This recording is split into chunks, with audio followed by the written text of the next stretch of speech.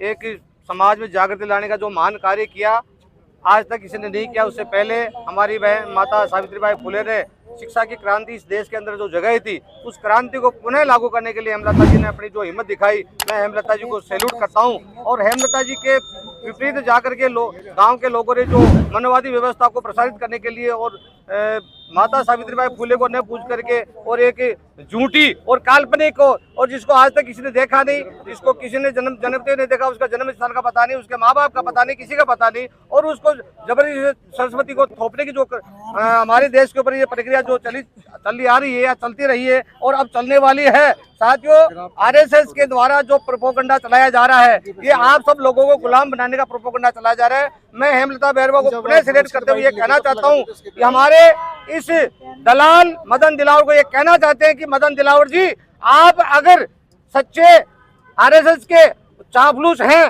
तो आप किसी जनरल सीट से जीत करके आ जाइए और फिर बाद में जो आपकी मर्जी वो करिए। लेकिन अगर आपकी औकात एससी की सीट पे जीतने की थी तो हमारी हेमलता बैरवा के साथ में आपने ये कौन सी दुश्मनी निकाली। मैं मदन दिलावर को ये भी कहना चाहता हूँ कि आपने जो सरेआम एक आम सभा के अंदर हेमलता जी के लिए सस्पेंशन का जो ऑर्डर दिया, ये कौन सा संवैधानिक अधिकार है आपके पास में?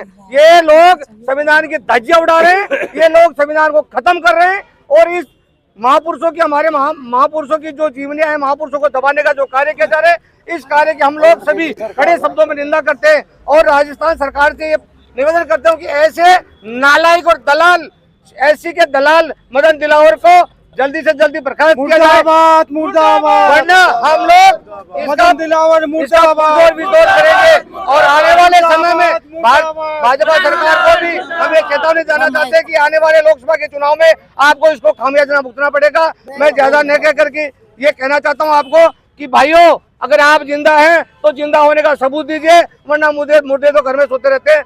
मैं ज्यादा नहीं कह, यही कहना चाहता हूँ कि जो भी हेमलता बैरवा के साथ में, पूजा वर्मा के साथ में, हेमराज वर्मा के साथ में और मुकेश वर्मा के साथ में जो काम किया है वो असंवैधानिक किया है। संविधान को इन लोगों ने तार कर दिया है, संविधान को ये लोग खत्म करने को उतारू है। तो आप सब एकजुट हो जाइए और इस मनवादी व्यवस्था का जो ये प्रोपोगंडा चला रहे, इस मनवादी व्यवस्था की प्रोपोगंडा का मुंह दौड़ जवाब दीजिए। जय भीम, नमो बुद्धाय।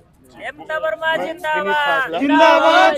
मैं सिर्फ इतना कहना चाहता हूँ कि ये भाजपा के हिंदू राष्ट्र का सच है कि ये एक तरफ तो इनके जो इतने इंटेलिजेंट लोग हैं, एक तरफ तो ये अकबर की बात करते हैं, एक तरफ सावित्रीबाई फुले से इनको ऐतराज है। इन लोगों को ये नहीं पता कि स्वामी विवेकानंद जी ने अकबर के बारे में क्या कहा था। सावित्रीबाई फुले को इन्होंने पढ़ा नहीं, उनके संघर्ष को इन्होंने पढ़ा नहीं। ये भाजपा के हिंदू राष्ट्र का सच है। एसटी, एससी, ओबीसी माइनॉरिटी के लोगों को समझ जाना चाहिए कि किस तरह के हम मनुवाद के चक्र में फंसते जा रहे हैं। हमारे बच्चों के भविष्य का ये नाश करने के लिए ये तुले हुए हैं। और मदन दिलावर जैसे लोगों को मैं कह रहा हूँ कि एससी की सीट से उसको बाबा साहब के संविधान से टिकट मिलता है। अगर वो पार्षद का टिकट भी जनरल सीट पे लेके बता दे, या कोई भी भाजपा का एससी का नेता पार्षद का टिकट भी जनरल सीट से लेके बता दे, तो मैं भाजपा का झंडा उठाने के लिए तैयार हूँ। इससे बड़ी बात मैं और क्या कहूँगा। लेकिन ये एससी के लोगों से चिढ़ते हैं, इनको हमारे में बदबू आती है। इन लोगों को अब पास में बैठ, और आपने जो भी बात कही कि कांग्रेस के लोग क्यों नहीं वो बात को उठाते, ये पार्टी है, ये पूना पैक्ट वाली पार्टी है।